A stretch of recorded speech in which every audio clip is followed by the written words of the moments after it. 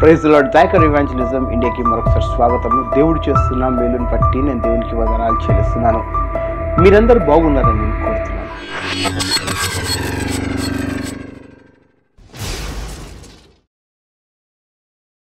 ఒక విశ్వాసి కానీ ఒక క్రైస్తవుడు కానీ పడిపోవడానికి ముఖ్యమైన కారణము అనేది మనం ఎప్పుడైనా తెలుసుకున్నామా? మనము ఎన్నోసార్లు ఇలాంటి విషయాలు అనేది మనం వింటూ ఉంటాము. ఒకప్పుడు బాగా సేవ చేశామండి, కానీ ఇప్పుడు ఆ సేవ చేయలేకపోతున్నాము.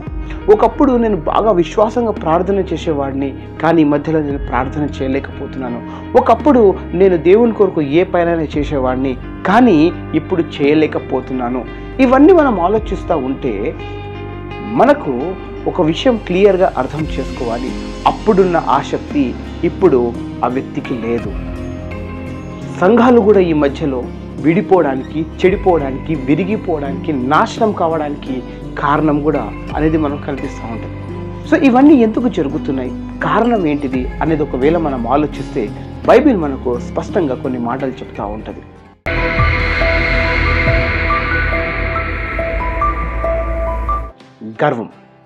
గర్వము ఎలాంటిది అంటే మనిషికి తెలియకుండానే మనిషిని నాశనానికి తీసుకొని వెళ్ళిపోతూ ఉంటుంది. బైబిల్ స్పష్టంగా మాట చెప్పింది. నాశనమునకు ముందు గర్వము నడుచును, పడిపోవుటకు ముందు అహంకారమైన మనస్సు నడుచును. నాశనానికి ముందు ఏముంటుందంట? గర్వం ఉంటుందంట. ఈరోజు క్రైస్తవులకు మెయిన్ పడిపోవడానికి కారణము, ఒక బిలీవర్ పడిపోవడానికి కారణము, ఒక విశ్వాసి పడిపోవడానికి కారణము, ఒక ఆత్మీయ జీవితము పడిపోవడానికి ముఖ్యమైన కారణమే గర్వము. ఈ గర్వము మన శరీరంలో చాలా నిదానంగా పనిచేస్తూ ఉంటుంది. అది డబ్బు రూపంలో కానీ, ఆస్తి రూపంలో కానీ, లేకపోతే బ్యాక్గ్రౌండ్ రూపంలో కానీ, పదవిని బట్టి ఈ గర్వం అనేది పనిచేస్తూ ఉంటుంది. బైబిల్ స్పష్టంగా ఒక మాట చెప్పింది. యేసుక్రీస్తు కొండ మీద ప్రసంగము చెప్తున్నప్పుడు ఈ మాటలు యేసుక్రీస్తు పలికారు. సాత్వికులు ధన్యులు, వారు భూలోకమును స్వతంత్రించుకొందురు. సాత్వికులు ధన్యులు అని అన్నారు. సాత్వికం ఎప్పుడు వస్తుంది అంటే గర్వము ఎప్పుడైతే మనసులో ఉండదో, గర్వము ఎప్పుడైతే ఒక మనిషిలో ఉండదో అప్పుడు సాత్వికం అనేది మనకు కనిపిస్తూ ఉంటుంది. ఈరోజు నువ్వు పడిపోవడానికి కారణము నీలో ఉన్న గర్వం ఉండొచ్చేమో. నువ్వు దేన్ని బట్టి గర్విస్తున్నావు? ఈరోజు నీ అధికారాన్ని బట్టి గర్విస్తున్నావా? లేకపోతే నీ డబ్బుని బట్టి గర్విస్తున్నావా? నీకున్న ఇల్లుని బట్టి గర్విస్తున్నావా? లేకపోతే నీ దగ్గర ఉన్న వసతులను బట్టి? కొందరైతే ఆత్మీయ విషయంలో కూడా అండి, దేవుని పనిలో కూడా గర్వపడతా ఉంటారు.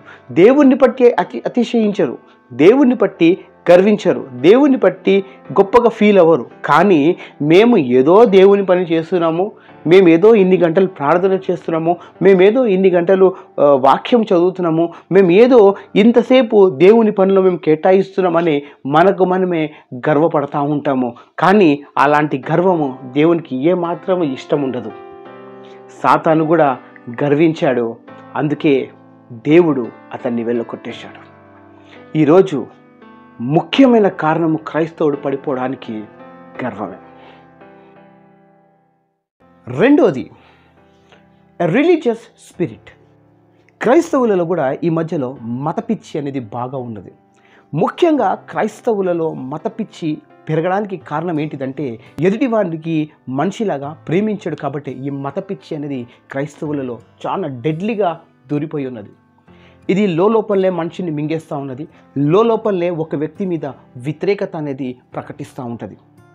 పలానా వాడు మంచోడు కాదు, పలానా వాడు చెడ్డోడు, పలానా వాడు మన దేవునికి సేవించేటోడు కాదు, పలానా వాడు మన దేవుడిని నమ్మేటోడు కాదు అని ఇలాంటి ఆలోచనలు కేవలం మతపిచ్చి ఉన్న వాళ్ళకు మాత్రమే ఉంటుంది. ఇది సాతాను వాడుతున్న భయంకరమైన ఒక ఆయుధము మన క్రైస్తవుల మీద అనేది మనము మర్చిపోవద్దు.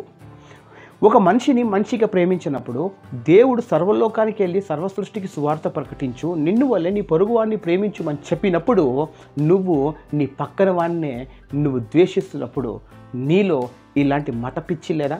అలాంటి వానికి నువ్వు ప్రేమ చూపెట్టకపోతే నీలో మతపిచ్చి లేదా?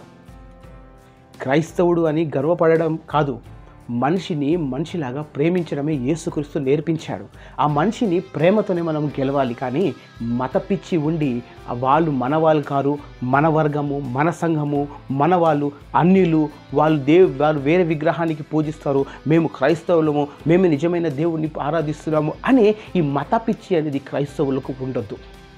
మనం నమ్ముతున్నది నిజమైన దేవుడినే. ఆ నిజమైన దేవుడు ఎదుటివాడిని వ్యతిరేకించమని ఎక్కడ చెప్పలేదు, ప్రేమించమని చెప్పాడు. బైబిల్లో పౌలు గారు కూడా ఒక మాట చెప్పారు, నేను అందరి విషయము స్వతంత్రుడనై ఉన్నను, ఎక్కువ మందిని సంపాదించుకొనుటకై అందరికిని నన్ను నేనే దాసునిగా చేసుకుంటుని.